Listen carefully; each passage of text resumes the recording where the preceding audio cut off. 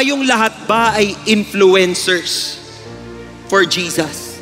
Lahat ho tayo ay may impluensya. Lahat ho tayo merong mga taong susunod at gagaya po sa atin. Lahat po tayo meron tayong mga ginagawa na pwedeng kopyahin ng ibang tao. Ang tanong po, tayo ba ay nakakaapekto ng mabuti?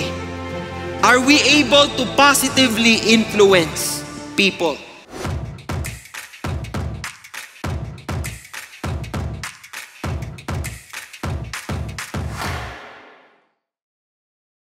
Ang title po natin ngayong hapong ito, Be an Influencer for Christ.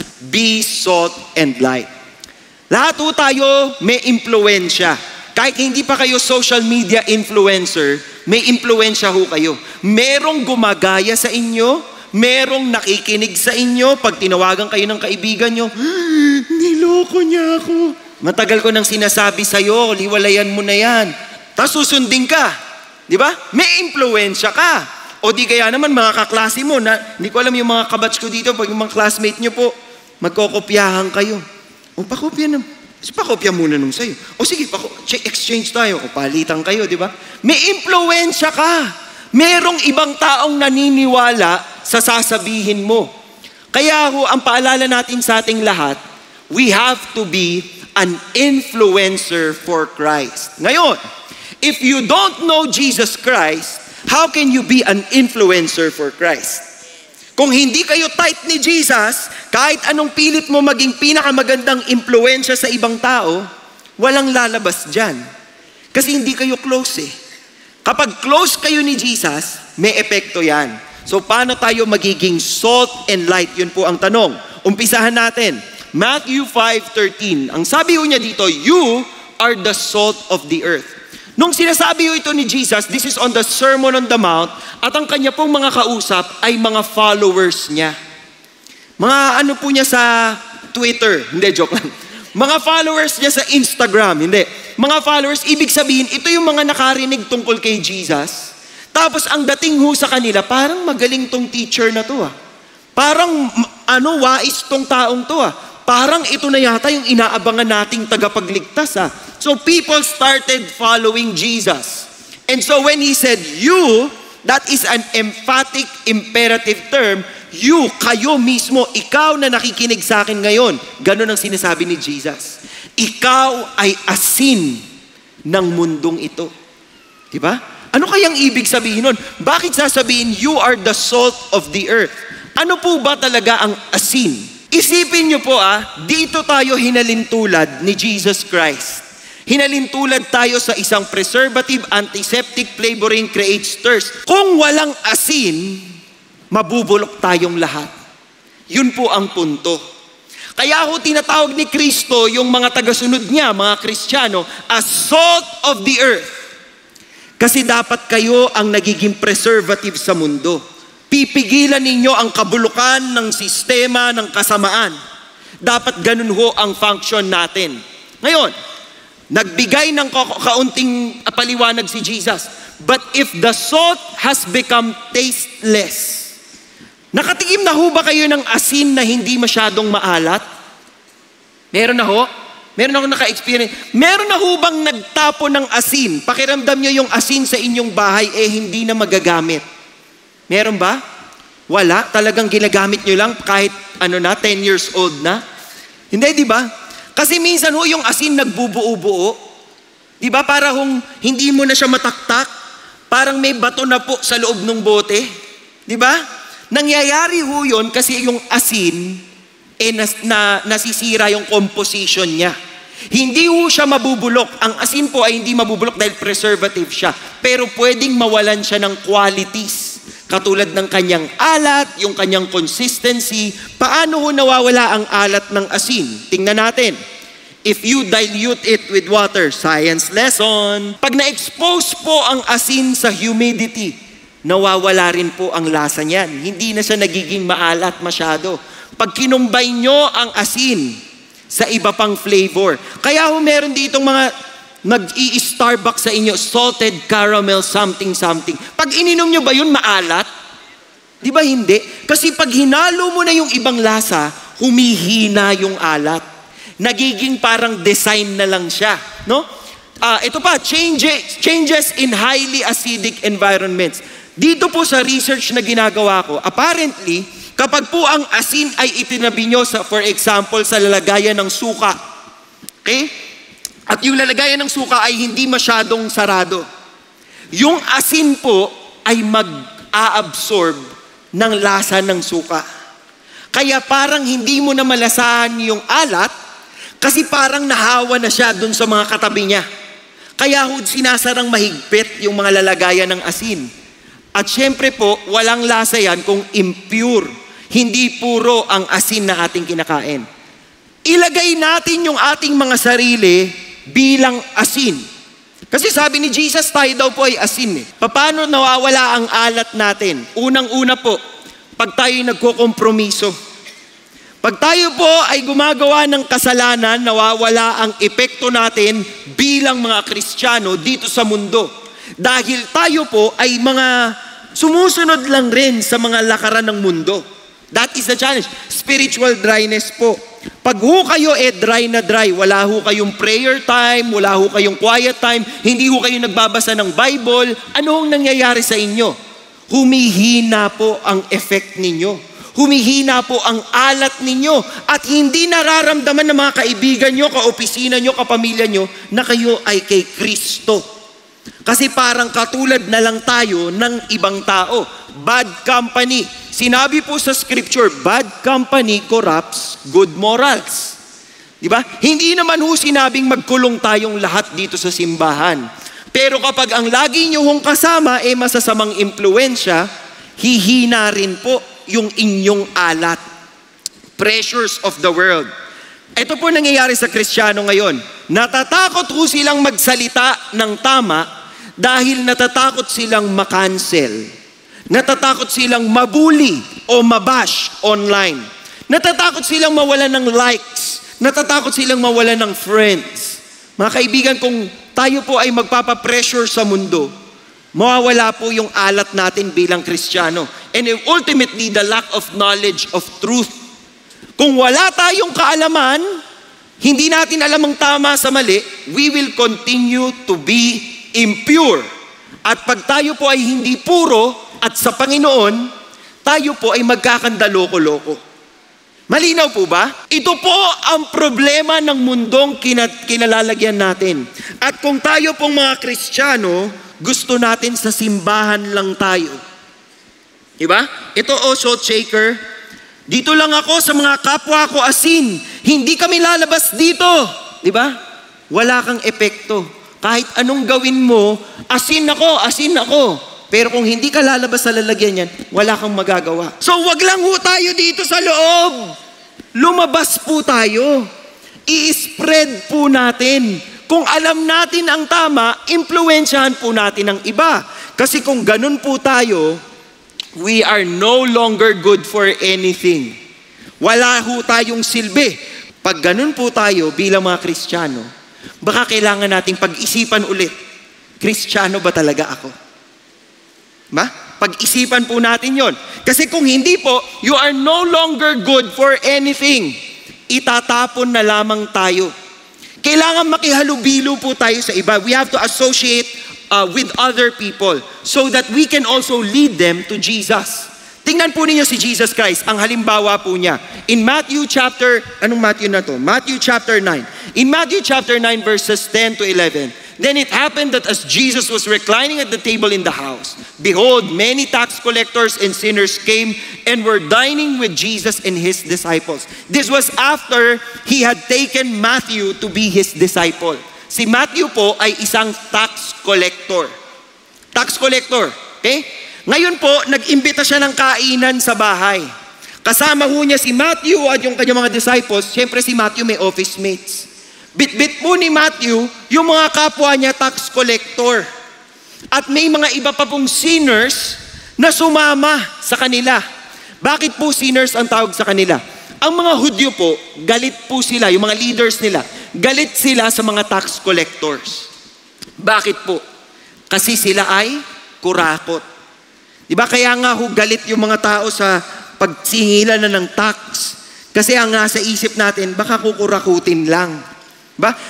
At ang pinakamasakit po doon, kababayan nila, itong mga tax collectors na ito, they are Jews. But then they are hired to collect taxes. So paano sila kikita? Dodoblihin nila yung paniningil. Kunyari, ang tax mo ay 5,000. Hindi na dodoblehin, dadagdagan lang nila ng patong. Ang sisingilin nila 5,500. Yung 500 na sobra, akin na to. Ganun ho, kaya ang sama ng tingin sa kanila. So nung nakita nilang kasama ni Jesus itong mga taong to, sabi ng mga Pariseo, bakit yung inyong teacher eating with tax collectors and sinners? Nasabihan na ba kayo ng ganyan bilang isang Kristiyano? Oy, di ba Christian ka? Bakit nandito ka sa party? Wah, bawal na ma-invite ang Christian sa party ngayon. Oy, di ba Christian ka? Bakit ka nanonood ng, ano bang mga pinapanood natin? Ng Harry Potter. Di ba? O kung ano pa mga sine. Oy, di ba Christian ka? Ba't nanonood ka ng Netflix? Mga ganyan. Pero hindi yun yung context nito. Ang context nito, kahalubilo niya yung mga hindi matitino. Paano ho sinagot ni Jesus yan? Sabi ni Jesus, it is not those who are healthy who need a physician. Hindi yung mga masisigla, hindi yung malulusog ang nangangailangan ng doktor. Ang mga nangangailangan ng doktor, yung mga may sakit. But go and learn what this means. I desire compassion, not sacrifice. I did not come to call the righteous, but sinners. Si Jesus mismo, bagamat siya ay banal at never siyang nagkasala, He spent time with sinners. So very important po, be an influencer for Christ, be salt and light. Pakalahati na ho tayo ng ating mensahe. At yung susunod na kalahati ay yung susunod na verse. Matthew 5:14. Pakibasa ho sabay-sabay, 1, 2, 3, go. You are the light of the world. A city set on a hill cannot be hidden. Ang ilaw po ay napaka-importante. Importante. Naranasan nyo na hubang mag-brown out? Sa Pilipinas, brown out yung tawag natin. Hindi ko rin alam kung bakit. Kulay brown ba kapag brown out? Itim naman, di ba? Bakit hindi kaya blackout yung tawag natin? Brown out lang, no? Pagka brown out po, anong ginagawa natin? Nagsisindi ho tayo ng kandila. Or nag-iilaw ho tayo ng flashlight. Hindi ba? Kasi ganun bakit kailangan natin magsindi ng ilaw kapag brown out? Kasi hindi mo makikita kung saan ka pupunta. Di ba? Balak mo sanang pumunta sa CR. Hindi mo makita. Ano lang gagawin mo? Iintayin mo na lang magkakuryente. Hindi ka na gumagalaw kasi naiihi ka na. Sana magkakuryente na. Hindi, magbubukas ka ng ilaw. Dati nung panahon na hindi pa ho umiilaw ang mga cellphone, mahalaga po ang kandila sa bahay. Iba-iba pa ho ng style yan. Yung kandila po minsan itinitirik sa plato o sa baso o sa taob na tabo, di ba? At naglalagay ho ng kandila sa iba't ibang parte ng bahay. Ganun ho dati nung brown out. Ngayon walang pakialam yung mga tao pag nag-brown out Ay, brown out! Tapos bubuksan yung ilaw sa cellphone. Di ba? Pero dati ho ganun kahalaga. Nung panahon ni Jesus Christ, wala pa ho silang kuryente nun. Nai-imagine nyo po ba yung buhay ng mga tao sa Bible? Kasi baka ini-imagine nyo po katulad lang sila ng buhay natin. Ang hirap ng buhay nila. Wala ho silang ref, kaya kailangan nila ng asin. Kasi mabubulukan sila ng pagkain kapag wala ho silang asin. Ganon din ho ang ilaw, napakahalaga sa kanila dahil pag nagdilim sa loob ng bahay, hindi ho sila magkakakitaan. Kailangan magsisindi ng ilaw. Sino bang ilaw natin? Si Jesus ang ilaw natin. Sinabi po ni Jesus sa John chapter 8 verse 12, I am the light of the world. Siya po ang liwanag. At ang sabi dito, kung sino man daw po ang sumusunod sa Kanya, he will not walk in the darkness, but will have the light of life. You will have the light of Jesus Christ if you walk with Him. So kung hindi mo kasama si Jesus Christ sa buhay mo, madilim ang buhay mo. Madilim. Pag may problema, parang pinagsakluban ka ng langit at lupa. Langit, lupa, impyerno. Impyerno. Di ba? Was shall impyerno. Impyerno lang yun, di ba? Bakit ganon?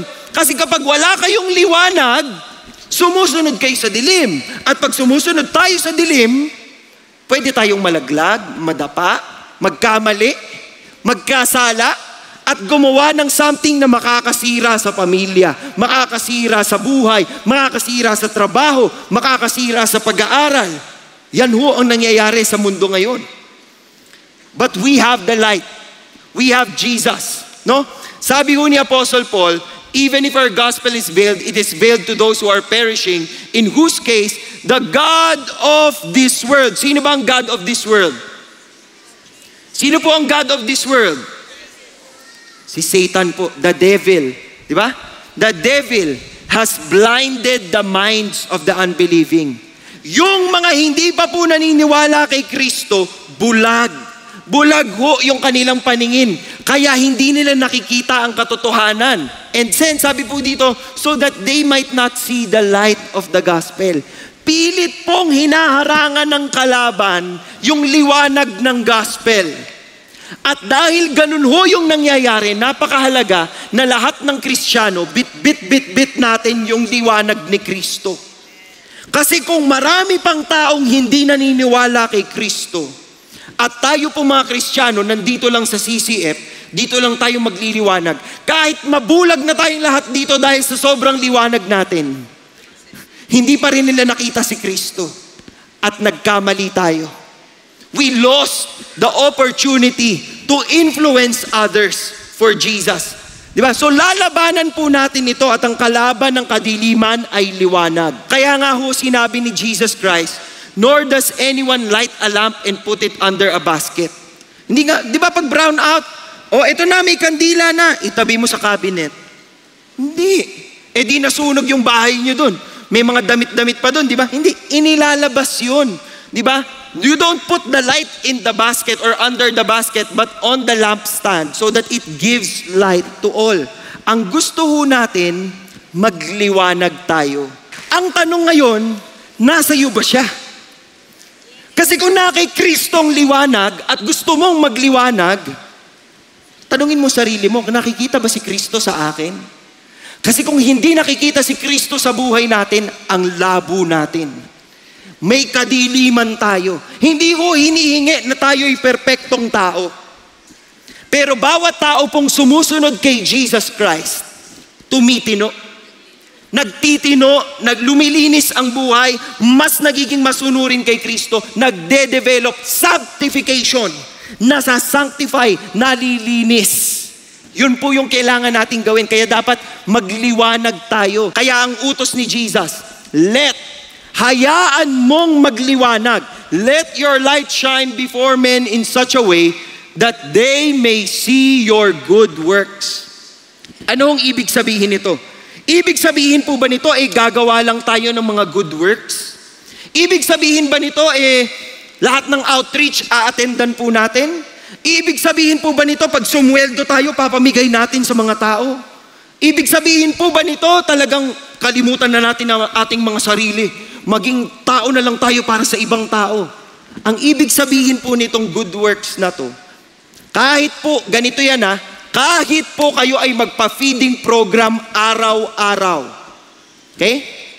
That's good. But if it is not attractive, it is not good. Alam niyo po kung bakit? Kasi yung good na ganon, yung mabait, virtue, in Greek that is agathos. Meron bang mga Agatha dito? Ang pangalan mo ay Agatha. Agatha, taas kamay, Agatha. Agatha, walang Agatha talaga. Agatha. Wala. Ang ibig sabihin po ng Agatha ay mabait. Okay? Yung agathos po, ito yung mabait na tao. Pero ito pong salita dito, good works. Ang ginamit po ditong salita ay kalos. Greek word kalos. Ang ibig sabihin po ng kalos ay hindi lang siya mabait. Di ba? Pero ito rin ay nakaka-attract. Ito rin ay napakaganda. Ibig sabihin, dapat ho yung ginagawa natin, may benepisyo sa iba. Merong napapalapit sa inyo. Merong napapalapit sa inyo. At pag lumapit sa inyo, ang sasabihin ninyo, kaya ako ganito. Dahil kay Kristo. Diba? That is being salt and light. Pag nakita nila yung ginagawa ninyo, they will what? They will glorify your Father who is in heaven. Dapat ganyan po tayo. Kaya nga po sabi ng quote kanina, the smallest light can dispel the greatest darkness. Na-imagine niyo po ba yung mga bahay ninyo pag brown out? Isang kandila lang ang sindihan mo, parang nawawala yung kadiliman. Paano napatunayan ito ng mga Kristiyano? Tingnan ho ninyo ang litratong ito. Lahat ho ng benepisyong ito na naranasan ng mundo ay nakarating po sa mundo dahil sa mga Kristiyano. For example, ang peace and reconciliation movements po. Ang mga pinakatanyag na mga peacekeepers o yung mga advocates of peace ay tagasunod ni Kristo. Education and literacy, ang matataas na institusyon ng pag-aaral, Harvard, Cambridge, Princeton, mga Ivy League schools. Lahat po ito ay mga seminary. Lahat po yan ay itinayo para mag-educate about Jesus. Before they even became education champions, they were champions for Jesus. Scientific achievements. Maraming tao nagsasabi, ang science at religion hindi pwedeng magsama. Science and religion bawal magsama. Sinong may sabi? Yung mga scientists na sinusundan natin. Johannes Kepler, Isaac Newton. Lahat sila Kristiyano. Di ba? Kung math naman ang problema mo, si Rene Descartes ay isang Kristiyano. Di ba? Yung mga ganong bagay. Pag inisip po ninyo, merong advancements na kinocontribute ang mga Kristiyano sa mundo. Moral and ethical framework. Yun pong mga palatuntunan sa inyong opisina, sa inyong eskwelahan, kung ano ang tamang gawin at maling gawin, ay nakabase sa mga 10 Commandments. Nakabase sa mga utos ng Diyos. So moral and ethical framework, yan po, abolition of slave trade. Kristiyano po ang lumaban sa slave trade. William Wilberforce, nilabanan po niya yan at na-abolish po ang slave trade doon sa Inglaterra. Arts and music, mga artists and musicians po natin, ang nililikha nila ay base sa kagandahan ng likha ng Panginoon. Architecture, kasama yan. Alam niyo bang ang mga batas, base rin sa Bible? Ang Constitution po ng United States, na naging model po ng Constitution ng maraming mga bansa, ay ginawa po ng mga taong Kristiyano. Kaya hunaan doon sa kanilang batas na dapat ho ito ang gagawin nila at ito ay nakaayon sa mga utos sa Bible. Healthcare, mga ospital sa buong mundo. Kadalasan ho ang nag-uumpisa niyan, Kristiyano. Ito lalo na. Women empowerment. Alam niyo bang may mga bansa po na kapag kayo ay may asawa at namatay yung lalaki niyong asawa, kayo po ay papatayin. Bawal kayong mabuhay bilang byuda. Doon sa bansang yon, pag namatay ang asawa mo at ikaw ang natira, papatayin ka rin. Pero dahil sa mga misyonaryo, pinaglaban nila yung buhay ng mga widows. At kahit ang hirap ng laban nila, nagwagi sila. Kaya itinigil po yung unjust killing of widows. Para nang sa gayon, kapag namatay yung asawa mo, pwede ka pa rin mabuhay. Pwede ka pa rin mag-function, pwede ka pa rin mag-contribute. Mga Kristiyano po ang gumawa ng mga bagay na ito. Di ba? Napakaganda po ng epekto ng Kristyanismo sa mundo. Tingnan niyo ang comparison na ito. Pag-uusapan natin si Richard Louis Dugdale, isang pulis, at ito pong si A.E. Winship, isang teacher. Si Richard Louis Dugdale po ay pinadala sa isang presinto para mag-obserba ng mga taong nakakulong. Sino na dito nakapunta ng kulungan? Nakadalaw ng tao sa kulungan, nakakita ng kulungan. Sige, kahit sa TV, nakakita na kayo ng itsura ng kulungan. Okay. Ito hong pulis na ito ay pumunta sa isang kulungan at nagtanong-tanong siya ng mga kwento ng mga tao na nakakulong. At ang nalaman po niya, may mga nakakulong na magkakamag-anak. At sinundan po niya itong mga kamag-anak na ito. At yung iba pong nakakulong dito, okay, nasaan ang pamilya mo? O nandito, pinuntahan niya. Nakita niya, yung pamilyang yon, may iba pa rin mga kapamilyang nakakulong. Alam niyo po ang nadiscover niya? Ang nadiscover po niya, 310 of 1,200 people were professional paupers. Ganong kahirap. Di ba? 1 in 4 died in infancy. Bata pa lamang po, patay na. Who lived lives of notorious debauchery. 50 women. Ito yung talagang pakawala ng mga kababaihan. 400 men and women physically wrecked by their own wickedness. Ibig sabihin sila mismo nasaktan sa kanilang sariling kasamaan. 7 were murderers, 60 were habitual thieves, and 130 criminals. Ang sabi po nung researcher, okay, the almost universal traits of the family were idleness, katamaran, ignorance, walang pakialam, vulgarity, vulgar. They would not work, they could not be made to study, they loved vulgarity. It is very difficult to find anyone who is honest, industrious, pure, and prosperous. Ibig sabihin, basurang-basura talaga. Kaya ho yung Max Jukes, pag ginugel ninyo, hindi siya totoong tao. Ito po ay palayaw lamang sa kanya upang protektahan yung identity ng pamilyang ito. Pero yan pong Max Jukes legacy, napakarumi. Tingnan nyo ho ang Jonathan Edwards legacy. 100 missionaries, pastor at theologian, 100 lawyers, 80 public office holders, 65 professors, 30 judges, 13 college presidents, 3 mayors, 3 governors, 3 US senators, at may isa silang US vice president. Si Aaron Burr. Kilala niyo ba to si Aaron Burr? Sino dito nanonood ng Hamilton? Meron ba mga Hamilton fans dito? Konti lang tayo. Oo. So kilala ho natin si Aaron Burr. Di ba? Ito yung kalaban ni Alexander Hamilton. Okay. Sa isa po sa mga kanta niya, sinabi po niya, "My grandfather was a fire and a brimstone preacher, preacher, preacher." Ito po yung lolo niya, si Jonathan Edwards. Lolo niya si Jonathan Edwards at yung tatay niya ay presidente ng Princeton University. Nasa lahi po nila ang taong gumagawa ng tama. Bakit? Kasi sila po ay nakakabit, naka-anchor, nakakapit kay Kristo.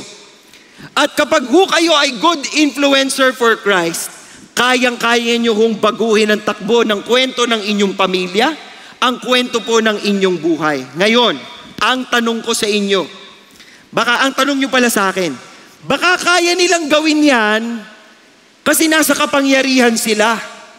Kaya nilang gawin yan kasi baka mayaman sila.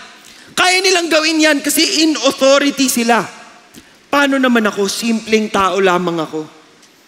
Tayo pong mga simpleng tao, magsimula tayo sa pamilya natin. At sa pagtatapos po natin mga kapatid, ang tanong ko sa inyo, tayong lahat ba ay influencers for Jesus?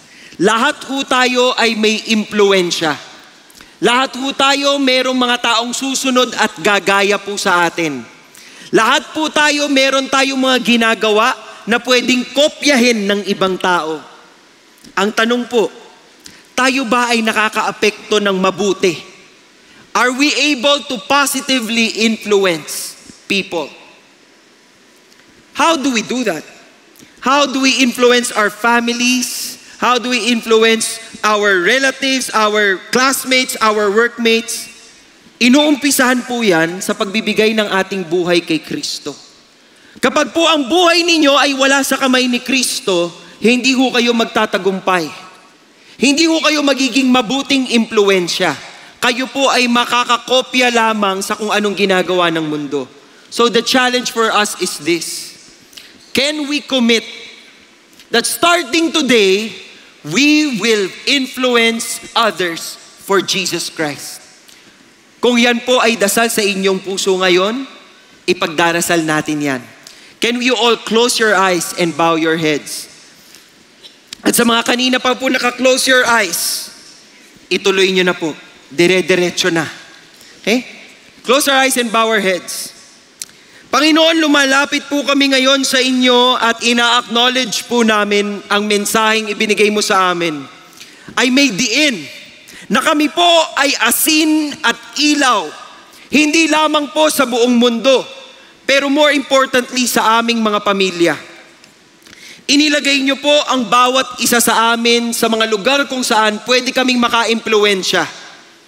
Mga guro sa kanyang estudyante, mga boss sa kanilang mga subordinates, mga magulang na pwedeng maging magandang impluwensya sa kanilang mga anak. At kahit kami pong mga anak na pwedeng maging magandang impluwensya sa aming pamilya. Panginoon, ang dasal po namin ay magamit mo kami sa kabila ng aming mga kamalian, sa kabila ng aming imperfections. Will you allow us to carry the message of hope? Will you allow us to carry the powerful message of the gospel? Pero hindi namin yun magagawa, Panginoon, kung hindi kayo ang sentro ng aming buhay. So kung kayo po ay hindi pa nakasuko kay Lord, bibigyan ko ho kayo ng pagkakataon habang tayo lahat nakapikit na kayo ko. If God is telling you, ngayong araw na to kailangan mong sumuko sa akin. Gusto kong pagandahin ang takbo ng iyong buhay, gusto kong pagandahin ang takbo ng kwento ng iyong buhay, pero kailangan mong mag-umpisa sa pagsuko kay Jesus Christ. So if you have never surrendered your life to Jesus, I am giving you this opportunity today. I want to pray for you. Gusto mong tanggapin ang Panginoong Hesukristo sa iyong buhay. Gusto mo siyang maghari sa iyong puso at isipan. Gusto mong tulungan Kanya para maging magandang impluwensya sa iyong pamilya, opisina, eskwela. Ngayon na, ang gawin mong araw na yun, ngayong araw na to, gagawin mo tong desisyon na to. You can raise your hand if you want me to pray for you. But it has to be coming from your heart na gusto mo talagang sumuko kay Kristo. Can you raise your hand and I will pray for you? I see those hands. Kahit po dyan kayo sa taas, nakikita ko po kayo. Kahit dito sa mga nasa baba. Continue to raise your hands. Lord, I pray for the people who raise their hands. I pray that they will come to a saving knowledge of who Jesus is. Lord, tulungan niyo silang makilala kayong maigi. At kung nakataas ang iyong kamay ngayon, sabihin mo kay Kristo, Panginoon, humihingi ako ng tawad. Humihingi ako ng tawad sa lahat ng pagkakamalit pagkukulang ko. Today, I acknowledge that Jesus Christ is my Lord and Savior. At kinikilala kong ikaw ang aayos ng takbo ng aking buhay. Salamat sa pagkakataon, O Panginoon, na akin pong maisuko ang aking buhay sa iyo. Allow me to live this life glorifying you. Maaari nyo na pong ibabain yung mga kamay. Para sa lahat po na nag-a-attend, nakikinig ngayon, kung kayo po ay nahamon ng mensaheng ito, may mga kakilala pa ho kayong hindi pa talaga kay Kristo. May mga kakilala kayong hindi pa nakasuko kay Lord. Baka kayo po ang inaantay. If you would want to commit to be salt and light, hindi lamang po sa inyong pamilya, kundi kahit dun sa pinapasukan yung opisina, sa barkada ninyo, sa mga taong nakakasalamuha ninyo. If God is challenging you today to be salt and light, and you're saying, God, I don't know what you want me to do, but I want to follow you. I will make this step to commit, to be salt and light. Unang-una sa aking pamilya, and then sa mga iba ko pang nakakasama. Gusto ko makita nila si Kristo sa aking buhay. If that is you, I want you to make a stand. I want you to make a stand. Tumayo ka ngayon at sabihin mo kay Kristo. Sabihin mo sa Panginoon, Lord, I know that you are mighty to save. Lord, I know that you are amazing beyond compare. Lord, I know that you are powerful. Lord, I know that you are amazing. Lord, I know that you are gracious. Kailangan ko pong bitbitin ang mensaheng ito, Panginoon, para maka-impluwensya ako ng ibang tao. So now, I'm making this stand, O God, and I commit to be salt and light. I commit to follow you. I commit to live for you.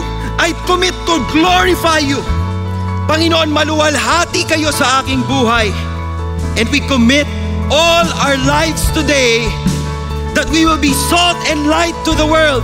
Jesus, nakikita niyo po ang bawat taong nakatayo ngayon.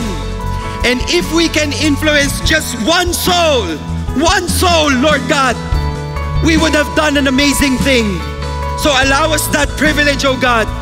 We worship you, we thank you. In Jesus' name we pray. And all of God's people say, amen and amen.